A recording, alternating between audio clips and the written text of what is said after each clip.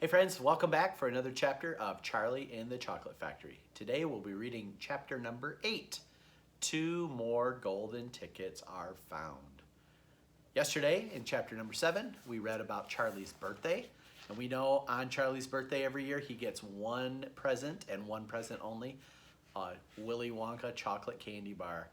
And everybody was excited to see him open it because they thought maybe he would find the golden ticket. But unfortunately, he did not.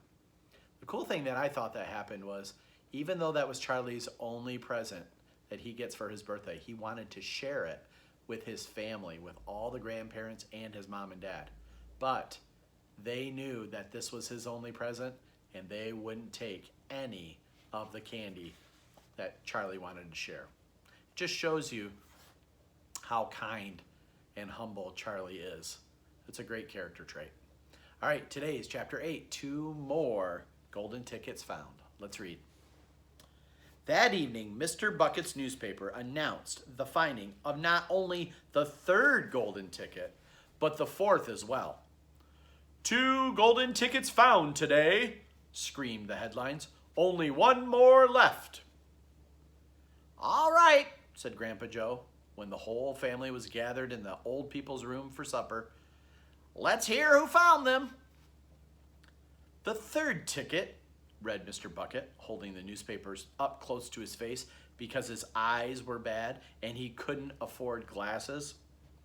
The 3rd ticket was found by Miss Violet Beauregard.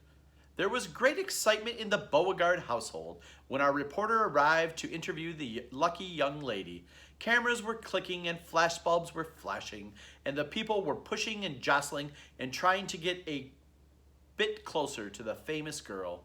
And the famous girl was standing on a chair in the living room, waving the golden ticket madly at arm's length as though she was flagging a taxi.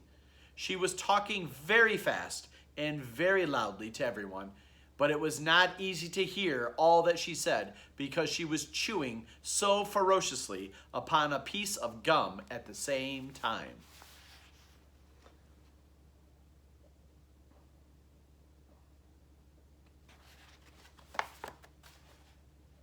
I'm a gum chewer, normally, she shouted.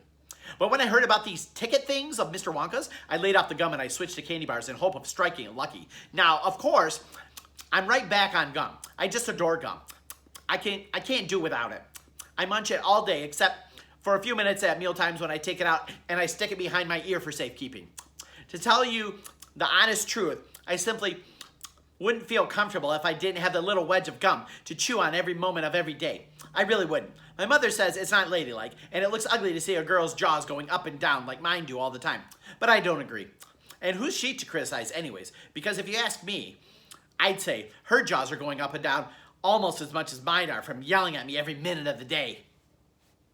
Now, Violet, Mrs. Beauregard said from the far corner of the room, where she was standing on the piano to avoid being trampled by the mob. All right, Mother, keep your hair on, Miss Beauregard shouted. And now, she went on, turning to the reporters again, it may interest you to know that this piece of gum that I'm chewing on right at this moment is one that I've been working on for almost 3 months solid. That's a record, that is. It's beaten the record held by my best friend, Miss Cornelia Prinsmetal, and she was mad. It's my most treasured possession now. This piece of gum is, at nights, I just stick it at the end of the bedpost, and then it's as good as ever in the mornings. It's a bit hard at first, maybe, but as soon as it softens up, and after I've gotten a first good chews in it, before I started chewing for the world record, I used to change my piece of gum once a day. I used to do it in the elevator on our way home from school. Why the elevator? Because I like sticking the gooey piece that I just finished onto one of the elevator buttons. Then, the next person that came in and pressed the button got my old gum on the end of his or her finger. Ha ha, and what a racket that kicked up some of them. You get the best results with women who have expensive gloves on. Oh yes, I'm thrilled to be going to Mr. Wonka's factory. And I understand that afterwards he's going to give me enough gum to last me the rest of my whole life. Whoopee! Hooray! Beastly girl, said Grandma Josephine. Despicable, said Grandma Georgina. She'll come to a sticky end one day, chewing all that gum. You'll see if she doesn't. And who got the fourth golden ticket, Daddy? Charlie asked. Now, let's see here, said Mr. Bucket, peering at his newspaper again. Ah, yes, here we are. The fourth golden ticket, he read, was found by a boy called Mike Teevee.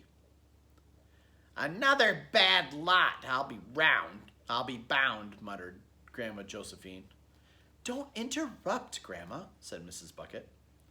The TV household, said Mr. Bucket, going on with his reading, was crammed like all the others with excited visitors when our reporter arrived, but young Mike Teevee, the lucky winner, seemed extremely annoyed by the whole business.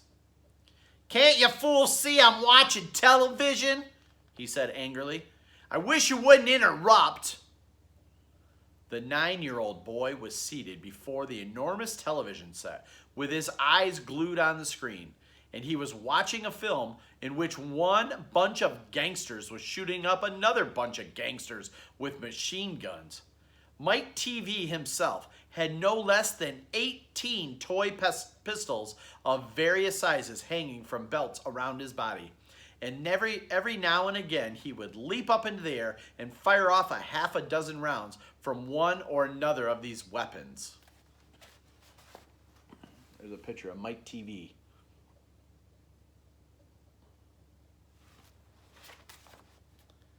Quiet! He shouted when someone tried to ask him a question. Didn't I tell you not to interrupt? This show's an absolute whiz-banger. It's terrific. I watch it every day. I watch all of them every day, even the crummy ones, when there's no shooting. I like the gangsters best. They're terrific, those gangsters, especially when they start pumping each other full of lead, or flashing the old stilettos, or giving each other one of the 1, 2, 3 with their knuckle dusters. Oh boy, what wouldn't I give to be doing that myself? It's the life, I tell you. It's terrific. That's quite enough, snapped Grandma Josephine. I can't hear to listen it. Nor me, said Grandma Josephine. Do all children behave like this nowadays? Like these brats we've been hearing about? Of course not, said Mr. Bucket, smiling at the old lady in bed. Some do, of course. In fact, quite a lot of them do, but not all. And now there's only one ticket left, said Grandpa George. Quite so, sniffled Grandma Georgina. And just as sure, I'll be having cabbage soup for supper tomorrow. That ticket will go to some nasty little beast who doesn't deserve it.